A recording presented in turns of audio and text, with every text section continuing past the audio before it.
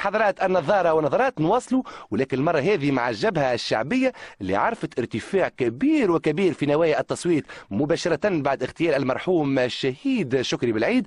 ولكن هذه النسب ما توصلتش، بل عرفت تراجع كبير وكبير حسب آخر استطلاعات الرأي.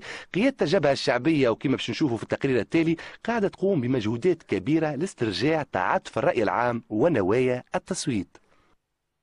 الو وي راضيه تسمع فيا؟ تسمعي؟ اسمعيني، انا لقيت واحد منهم، خليني نعلق تو نرجع لك شويه اخر، وكان ما رجعتش اعرف لي المهمه نجحت. ادعي لي يا راضيه، قولي يا الهي يا الهي كون مع حمل همامي.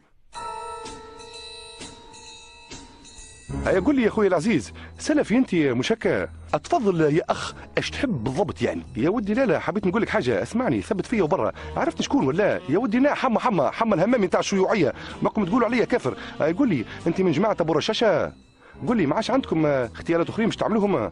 بيوصل جيت نقول لك ريتوا الفرد هذايا مش نحطوا بحذاك ونتلفت الغاديكيه، وكان تحب تضرب هاكا مشرجي، اسمعني اضرب وقطع فيسع ما دام فارغ، اسمعني جاي نقول لك ناك حمل همامي نعرف، راني نعرف الحومه ضايا لا فيها لا كاميرا مراقبه ولا والو، يا ودي امورك هانيه، هاني زعما لا من غادي.